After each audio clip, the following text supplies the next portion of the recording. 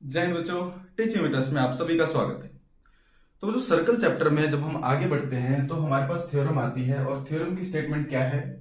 The angle subtended bye an arc at the centre is double the angle subtended bye it at any point on the remaining part of the circle. तो बच्चों statement थोड़ी भारी भरकम लग रही है ना? आओ पहले इस स्टेटमेंट को ही सिंप्लीफाई करते हैं, स्टेटमेंट को ही समझते हैं। ठीक है बच्चों, मैंने क्या किया, एक सर्कल ड्रॉ किया।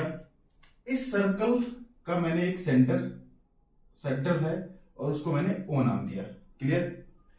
मैंने इसी सर्कल में एक कॉर्ड ड्रॉ की ए बी, और अब तक आपको ये तो पता चल गया है कि सर्कल का कोड सर्कल को दो पार्ट्स में डिवाइड करता है।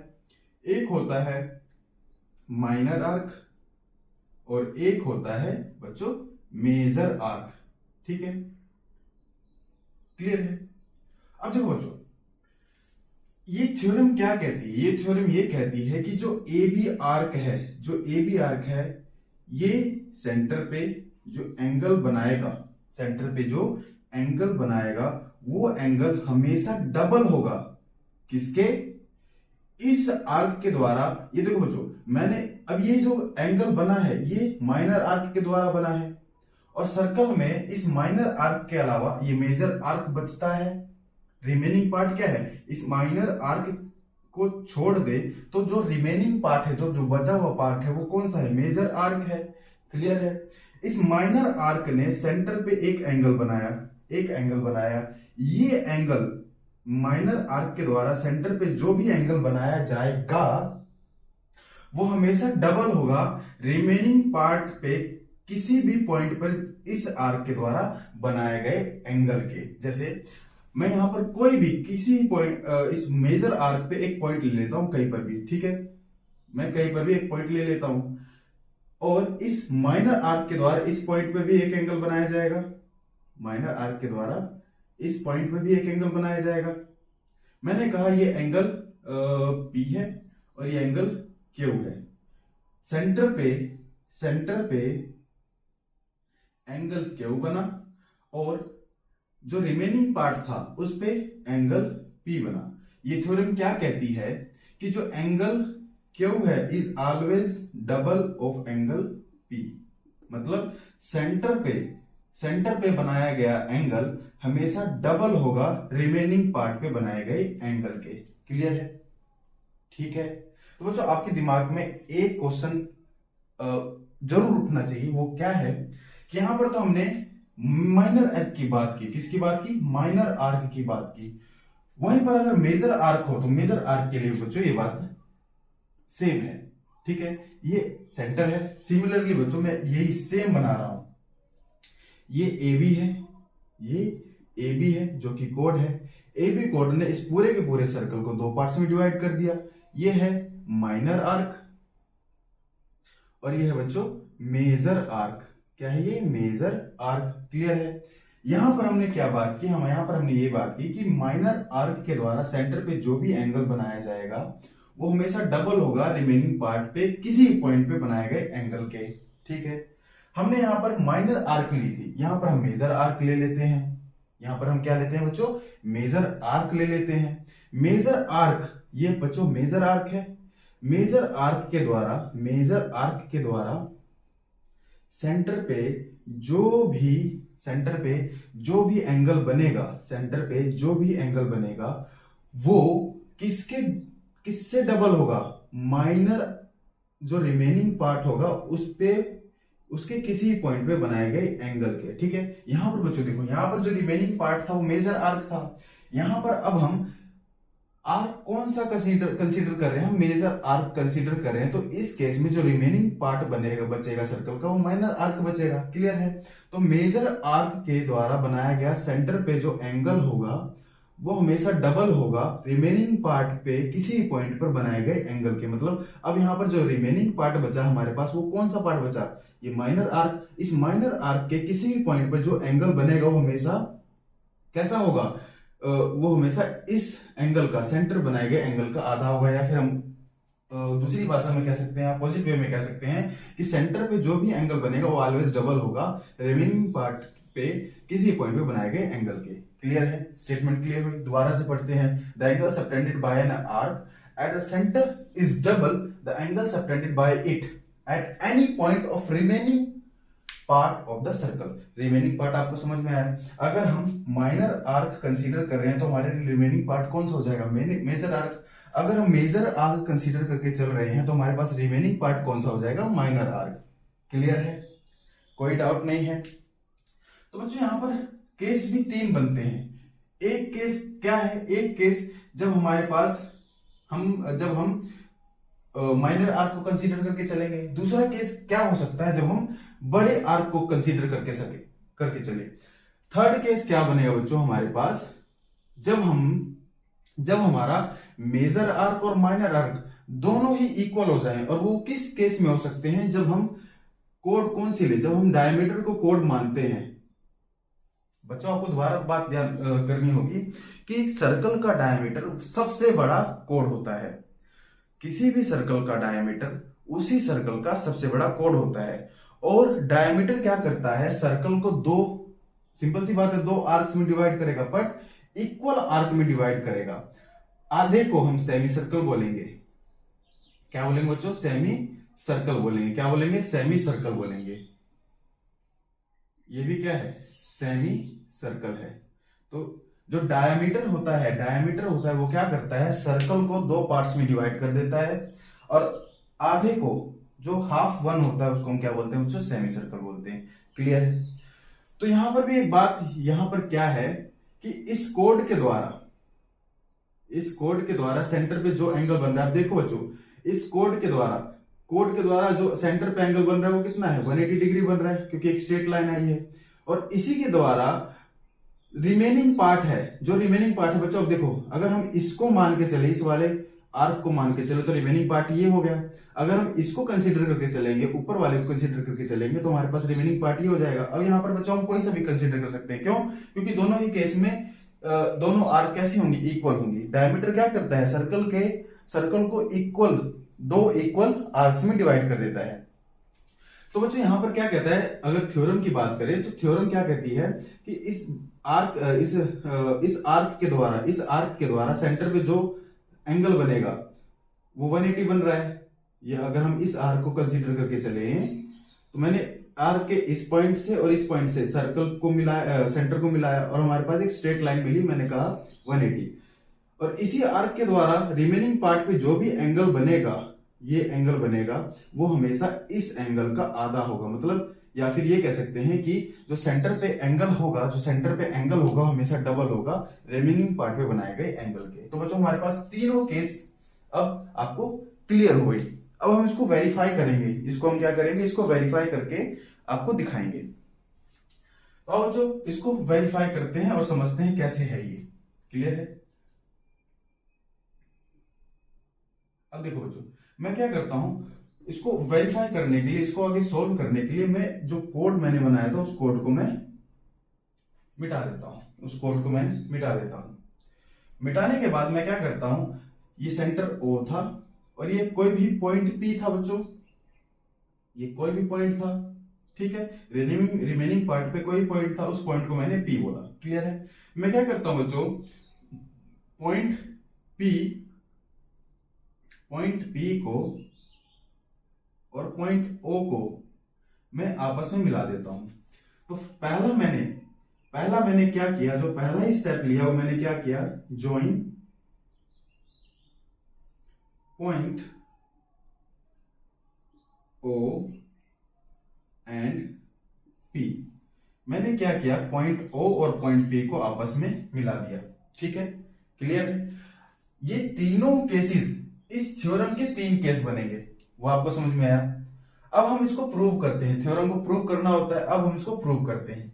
प्रूव करने में सबसे पहला स्टेप हमने क्या किया, जो पॉइंट P था और सर्कल का सेंटर था उसी को मैंने आपस में मिला दिया। ठीक है, आती बात समझ में। बच्चों इसको थोड़ा ध्यान से देखो, जो हमारे पास लेंथ OA है, वो क्या है, OA, ये सर्कल का सर्कमफ्रेंस है। सर्कल के सर्कमफ्रेंस से और सेंटर तक जो भी लेंथ होती है उसको हम क्या बोलते हैं, रेडियस। तो OA भी रेडियस है, O बी भी रेडियस है, और यहां पर अगर हम देखें तो ओपी भी क्या है बच्चों, रेडियस। और ये तीनों ही लेंथ क्या होंगे, तीनों ही लेंथ इक्वल होंगे। क्यों? क्योंकि ये तीनों की तीनों क्या है, रेडियस है सर्कल की। क्या है बच्चों, रेडियस है सर्कल की। बोलो यहां तक बात समझ में आई, क्लियर है? आगे बढ़े बच्चों, ध्यान दो। मुझे एक्चुअल में करना क्या है, मुझे ये शो करना है कि जो ये वाला एंगल है, जो ये वाला एंगल है वो हमेशा इस वाले एंगल के डबल होगा। ये वाला एंगल इस वाले एंगल के डबल होगा, मतलब angle A O B equal होगा 2 of angle A P B के। क्लियर है? ए ओ बी जो एंगल होगा वो किसके डबल होगा, एंगल ए पी बी के। ये मेरे को क्या करना है, ये मुझे प्रूव करना है, यही तो प्रूव करना है। क्लियर है बच्चों? जो मैंने ओ पी ओ मैं पी क्यू एक लाइन, जो मैंने पी ओ को जो मैंने ज्वाइन किया था, उस केस में एक लाइन बनी P Q, line P Q बनी। ठीक है, अब देखो अगर मैं देखूं तो इस लाइन पी क्यू लाइन ने क्या किया है, जो मेरे पास एंगल ए ओ बी था उसको दो पार्ट्स में डिवाइड कर दिया है। दिख रहा है आपको, ए ओ क्यू और बी ओ क्यू में। क्लियर है? तो A O B, angle A O B दो पार्ट्स में डिवाइड हो चुका है। एक तो है एंगल ए ओ क्यू और एक एंगल है बी ओ क्यू। क्लियर है? सिमिलरली ओ क्यू लाइन ने एंगल पी को भी दो पार्ट्स में डिवाइड कर दिया है, ए पी ओ में, एंगल ए पी ओ, और एक एंगल है B P O, B P O. बोलो ये बात समझ में आई? मैंने आपको सिंपल अभी तक क्या बताया, इस थ्योरम को प्रूव करने के लिए मैंने सारे अस्त्र शस्त्र इकट्ठे कर लिए। ठीक है, क्या बताया मैंने आपको? सबसे पहले तो हमने दोनों पॉइंट्स को ज्वाइन किया। पॉइंट्स को ज्वाइन करने पे एक लाइन बनी पी क्यू। ठीक है, फिर मैंने आपको ये शो किया कि भैया ओ ए ओ बी और ओ पी ये तीनों ही क्या है, सर्कल की रेडियस है। रेडियस होने के नाते ये तीनों की लंबाई क्या होंगी, बराबर होंगी। क्लियर है? पी क्यू, जो लाइन पी क्यू था उसने क्या किया, A O B, angle A O B को दो पार्ट्स में डिवाइड कर दिया, एक एंगल ये और एक एंगल ये, वही मैंने यहां पर लिख दिया। इसी पी क्यू लाइन ने क्या किया, इस पी एंगल को दो पार्ट्स में डिवाइड किया, एक एंगल ये और एक एंगल ये, तो मैंने लिखा angle P O, A P O और angle B P O. Clear है? अब ध्यान से देखो बच्चों, इस पी क्यू लाइन ने इस पूरे क्वाड्रिलेटरल को पी ए ओ बी, ये क्वाड्रिलेटरल है बच्चों, दो ट्रायंगल्स में डिवाइड कर दिया है, एक ट्रायंगल 1 और ट्रायंगल 2। एक तो है एक ट्रायंगल है ओ पी ए और एक ट्रायंगल है ओ पी बी। दिख रहा है आपको बच्चों? दो ट्रायंगल्स दिख रहे होंगे, O P A O P B. Clear है?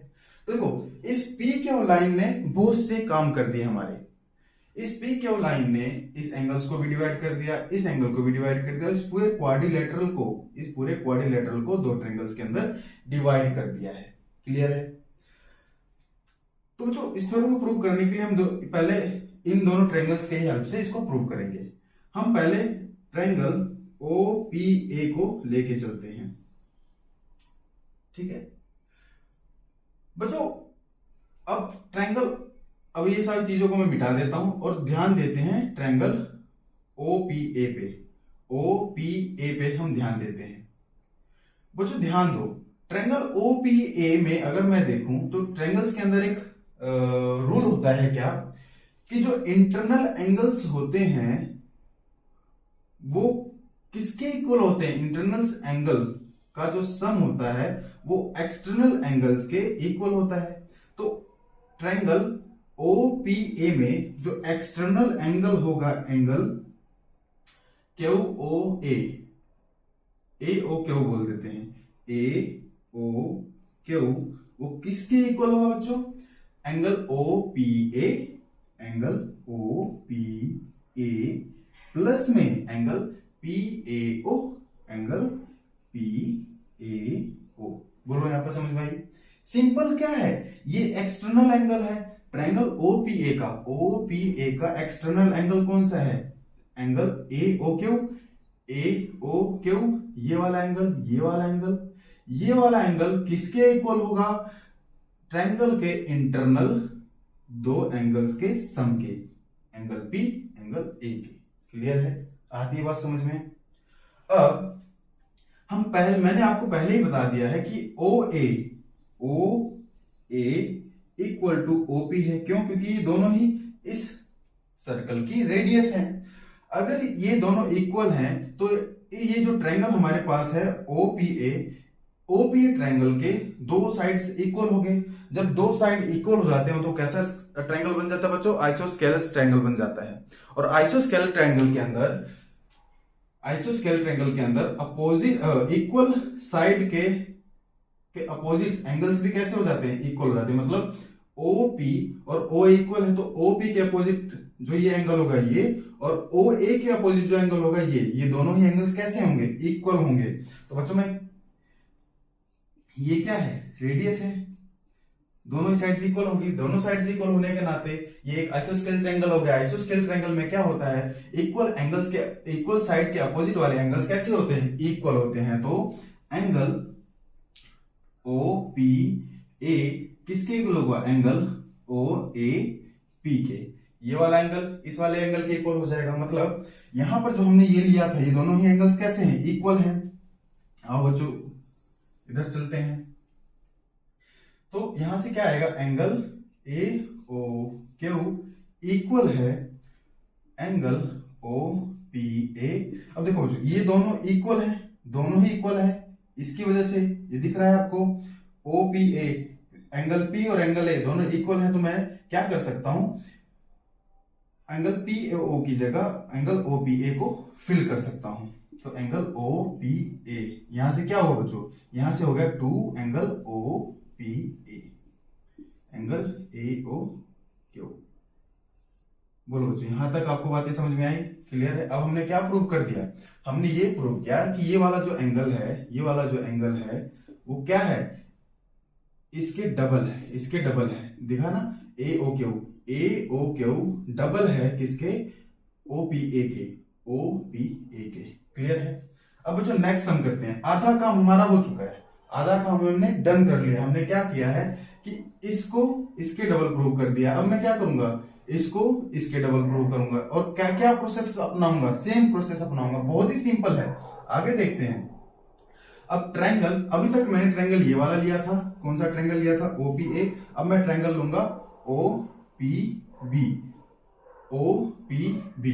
ठीक है? ओपीबी में सेम है बच्चों, ओपीबी में सेम है triangle angle B O Q. जो एक्सटर्नल एंगल है वो किसके इक्वल होगा? एक्सटर्नल एंगल किसके इक्वल होगा? इंटरनल एंगल के सम के, इंटरनल एंगल के सम के। तो angle O P B plus angle P B O, जैसा हमने यहां पर किया था ना सेम हम वहां पर करेंगे। क्लियर है? और बच्चों मैं स्टार्टिंग में ही क्लियर कर चुका हूं कि जो ओ पी है वो किसके इक्वल है? ओ बी के। क्यों? क्योंकि ये रेडियस है। क्या है? रेडियस है। जब एक ट्रायंगल के दो साइड इक्वल हो जाते हैं, हिंदी में उस ट्रायंगल को क्या बोलते हैं? समद्विबाहु त्रिभुज बोलते हैं। ऐसा ट्रायंगल, ऐसा त्रिभुज जिसकी दो साइड्स इक्वल हैं, तो ऐसे त्रिभुज को हम समद्विबाहु त्रिभुज कहते हैं। और इंग्लिश में आइसोस्केलस ट्रायंगल बोलते हैं। ठीक है? आइसोस्केलस ट्रायंगल में क्या होता है? जो इक्वल एंगल होते हैं उसके अपोजिट इक्वल साइड्स होती हैं। जो इक्वल साइड, जैसे कि ओपी, जो इक्वल साइड है ओपी और ओबी, ओपी के अपोजिट वाला एंगल ये और ओ बी के अपोजिट वाला एंगल ये दोनों ही एंगल कैसे हो जाएंगे? इक्वल हो जाएंगे। कैसे हो जाएंगे बच्चों? इक्वल।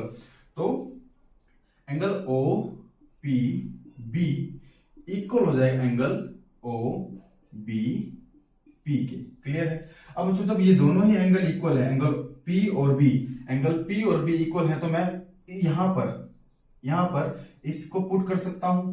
तो angle B O Q equal है angle O P B plus angle O P B. इन दोनों को ऐड करेंगे तो क्या आ जाएगा, 2 angle O P B B O Q. अब बच्चों देखो, मैं क्या करता हूं, इसको मैंने इक्वेशन 1 दे दिया, इसको 2 दे दिया, सॉरी इसको 1 और इसको 2। इन दोनों को अगर मैं ऐड कर दूं, इन दोनों को मैं अगर ऐड कर दूं, 1 और 2 को ऐड कर दूं, इक्वेशन 1 और 2 को ऐड कर दूं, तो एंगल ए ओ क्यू जमा में एंगल बी ओ क्यू, पूरा एंगल क्या बनेगा बच्चों, ए ओ बी बनेगा। तो angle A O B equal हो जाएगा ओ पी ए जमा में, ध्यान देना बच्चों मैं क्या कह रहा हूं, O P A plus O P A plus O P B plus O P B, ये वाला एंगल प्लस ये वाला एंगल टोटल एंगल बन जाएगा ना। तो लिखते हैं टोटल एंगल क्या है, ए पी बी है, एंगल ए पी बी।